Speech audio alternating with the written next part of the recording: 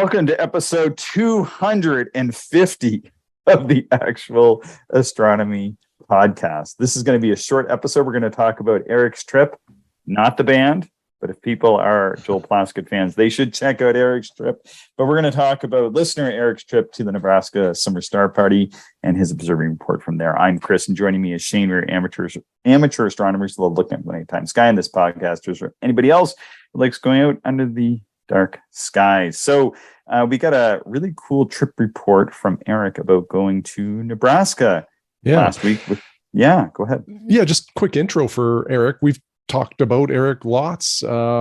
So Eric, he is the astronomer. He's from Calgary, and he submitted the sketch of the James Webb Telescope that he observed New Year's Eve, actually, this past year, as it was journeying to its L2 orbit or whatever it's at.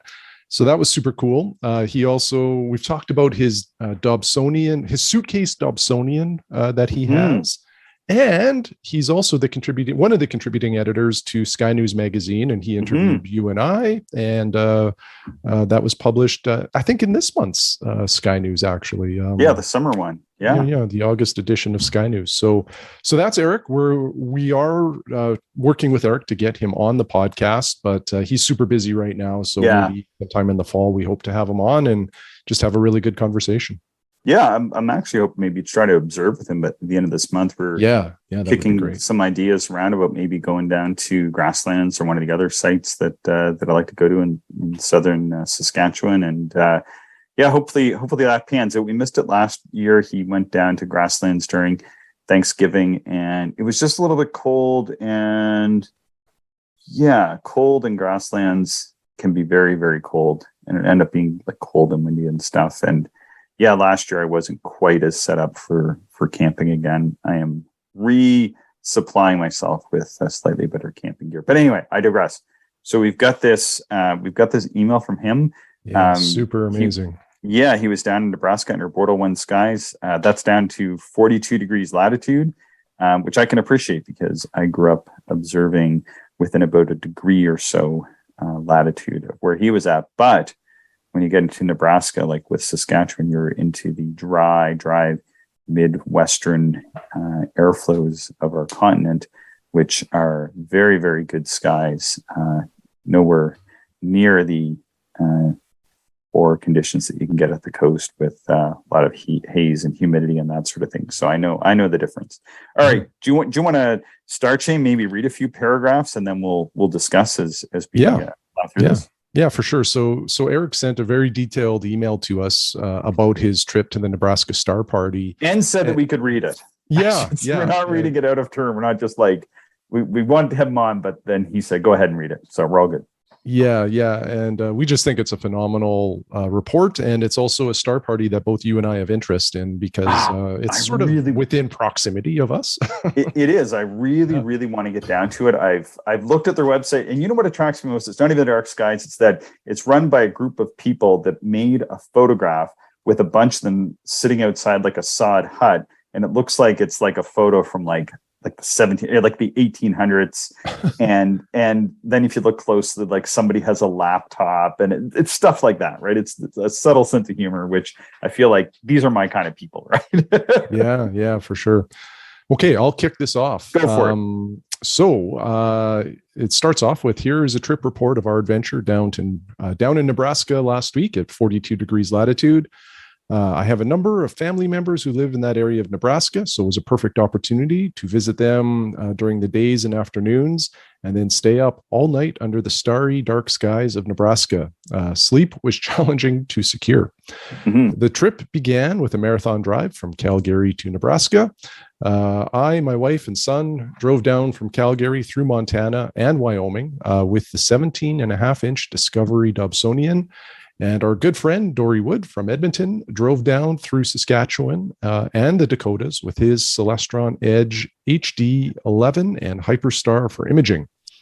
Nice gear. Yeah, very nice.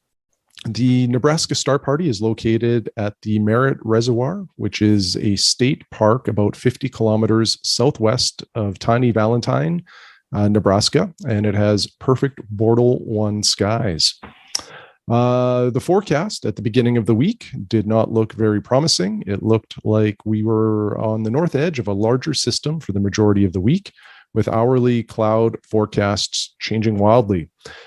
Uncertainty was high, but that wasn't about to smother our excitement or optimism.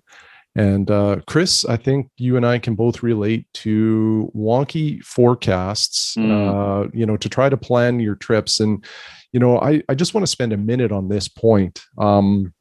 When you get, and I'm not super familiar with the location of the Merritt Reservoir, so I'll speak more to our location of grasslands, but I think this maybe extrapolates to some of these other areas. Yeah. And that's that, like, there's not a lot, or there's like for grasslands, there's like no real weather data being gathered there. No. So the weather forecasts that are created for that region are based on data coming from points all around it. And then they try to estimate what the impact will be on the grasslands. Yeah. Well, it's often not right. So, not even close. Yeah. So it's hard to look at a forecast and make a call like I'm going, I'm not going, because of the weather. So most of the time, what I would recommend, and this is how I try to live my life, you make a decision to go to these places during new moon, and you just go, regardless of what the weather's saying, because again, it is hard to predict.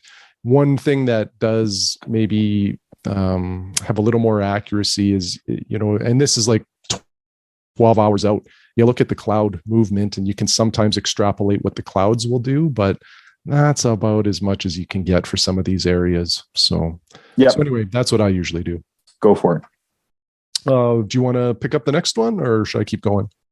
Yeah, I can keep going. So Monday night looked a bit more promising at first, but as night fell, low cloud that wasn't showing up in the model kept us blind. After a few hours of waiting and hopeful anticipation, a couple of bright stars began to shine through, enough to allow 2-star alignment for the scopes.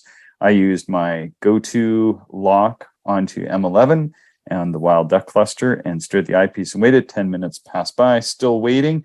Eventually, a small pocket of clear sky would blow by, revealing a dazzling display of seemingly countless stars, both within the cluster and in the background. More and more, the sky began to clear, and I began swinging to anything I could think of that was within the holes of the clouds. We call these sucker holes. Not that Eric is a sucker, but certainly I felt like a sucker on a lot of occasions. Have you heard that phrase before, sucker holes, or is that just something unique to East Coasters? No, not at all. That's very common around here too. Sucker hole is chasing those little breaks between the clouds for sure. Yeah, just after midnight, a larger hole in the cloud swept through the entire Milky Way, lasting only about 5 minutes, revealing the most unimaginable brilliance, detail, and texture. The best view of the Swan Nebula, M17, through the eyepiece was in this brief window of clear sky, the vivid nebulosity extending far beyond the Swan, with detailed curtains of dust veining throughout. Simply amazing. I can concur with that. I know what it's like to look at the Swan at a dark site through like an 18-inch telescope. And you kind of see like these huge cumulus clouds, like all in and around like the neck of the Swan. And then, you have the main body of the Swan. And then you have this huge gossamer glow that sort of extends out as a huge bulbous wake, if you're looking at the Swan swimming through the Milky Way. So he goes on to say, we gobbled it up and stood under that dark sky in amazement. The hole in the clouds closed up just as soon as it came. And that was it for the night. About a dozen DSOs, deep sky objects, were seen, with no time for sketching this night. The clarity of the Milky Way was just so good, it truly didn't seem real. Dory was able to get a number of images of the Milky Way that were beyond anything I have ever seen in a single frame. So then we're going to Tuesday night. Did you want to read some of Tuesday night, Shane? Yeah, for sure. And just a quick comment on that portion there is, it's good motivation to not get frustrated with sucker holes. You can still get some amazing observing in, which, sometimes when you see partly cloudy nights, at least me, sometimes I just, I'll leave the telescope in the vehicle and just use binoculars. But, sometimes it's still worth it to try. Exactly. So Tuesday night was the night which had the best cloud forecast of the entire week, with clear skies from dusk until dawn. We came prepared for a full night, well rested, with a solid observing itinerary in place, ready to rock until sunrise. Things got started well before full darkness. The southern sky was absolutely spectacular. The entirety of Scorpius was visible, even the very bottom stars of the tail barely skirting over the sandhills of the southern horizon. M6 and M7 were stunning naked eye, comfortably high in the south for a change. Mm-hmm. The sketching began with NGC 6231 in the southern part of Scorpius. Did you ever see that? I don't think so. No. Yeah, that's the false comet there, right in the bottom of Scorpius. I've observed it a number of times, and if I'm going anywhere further south than the Saskatchewan-Manitoba border, that is on my list of things to try to see. So yeah, well worth seeing, folks. 6231 there on the bottom of Scorpius. Go for it, Shane. Okay. So Eric goes on to say it's a truly dazzling, bright, open cluster and a great way to kick off the night. Many surprises followed, including epic views of the Eagle Nebula, M16, and the Pillars of Creation, and an open cluster, NGC 6520, with a spectacular inky black dark nebula sitting just inside. I think that's B86. Yeah, I think you're right. I think that's the Ink Spot Nebula. Yeah, that's one of the more famous Barnards, is it? Yeah, it is. Yeah, go for it. The night was a balance of stunning showpiece objects such as M13, M92, M57, and also a number of more challenging objects such as Abel 65, Palomar 11, and Barnard's Galaxy. It was a real treat to be able to see all of these objects under such pristine skies. Distant flashes of lightning were looming, so we left the observing field. We got back to the tent late as the sky was brightening. Sounds like a great night. Eric is a great writer, and I feel like I'm almost sitting beside him and observing with him as I was reading this email. It was just it was fantastic. Want me to start on Wednesday night? Yeah, why don't you do that? Wednesday night began as good as Tuesday with several hours of fantastic viewing. I got on a planetary nebula kick, starting out with the Bug Nebula, NGC 6302 in southern Scorpius. Without the stress of having to squeeze everything into one night, the pace was more relaxed, and I enjoyed a bit of naked eye observing as well.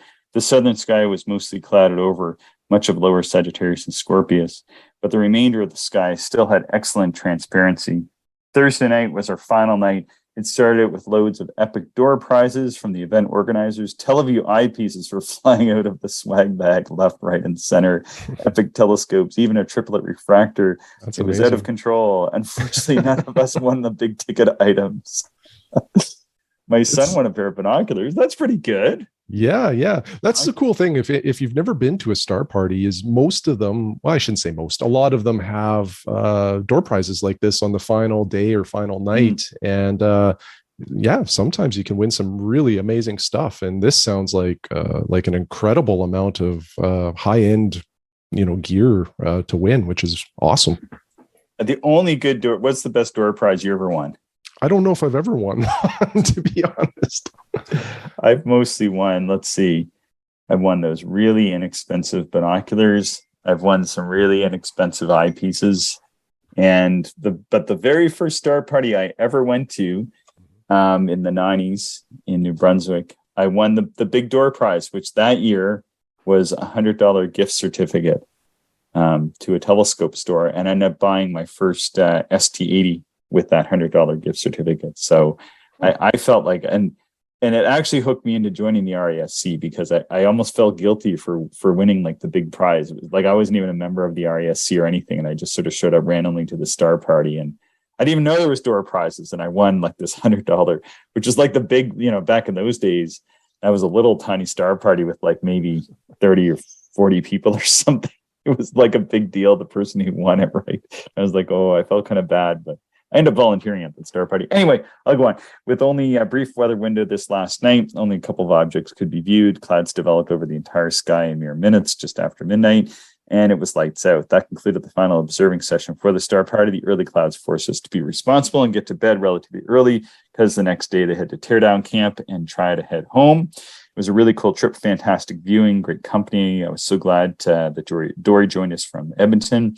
That was awesome. It was tricky balance between observing and visiting family and Valentine during the day, and he was suffering from severe sleep deprivation. But all in all, it was a memorable trip with lots of observations and great time visiting family. And then he sent us a link to Dory's Lagoon Nebula. Did you see that image of the lagoon? It was super cool. Amazing. Yeah, really good. And then like he did a version of it with stars and without stars. You can kind of flip back and forth. I'd never really seen that before. And then like on the top right, I could see there was like this tiny little nebula. I thought that was cool. Eric managed to do 22 sketches while he was there. Like it sounds like he had all these clouds, but clearly he's a better and faster sketcher than I am. And he was able to do, so he sent a bunch. He sent one of M57 and a few others. I had a look at them. Really cool. And he said that he would highly recommend anyone to sign up for an upcoming Star Party at the tail end of summer or fall. It's such a great opportunity to meet people from all over the country and continent and share the passion of the night sky with like-minded folks. So yeah. Super, super cool email. I'm definitely, very interested in attending this Star Party. And what actually amazes me too about this one, Chris, here, or at least Eric's experience, is how he blended, the family visiting during the day with astronomy. I find for myself, like if I'm doing a trip and it's an astronomy trip, then that's it. I'm not capable of anything else, or else it starts to impact, the astronomy, or I'm just not a fun person to be around during the day. So, good on him for being able to blend both. That's really good. Yep. Very good. Anything to add to this, Shane? No, just, looking forward to some fall observing now that it's, this is the best time of the year. It's getting darker earlier and it's not too cold. So, excited to get out. Yeah, well, thanks for the detailed observing report, Eric. We loved reading it, and thanks for allowing us to share it with everybody. If anybody else wants to share their observing reports over the summer anytime with us, just send us an email to actualastronomy@gmail.com. Thanks, everybody. Thank you, everyone, for listening, and we hope you enjoyed the show. If you are interested in more information, would like to contact us, or if you would like to support the podcast, check out our website, actualastronomy.com.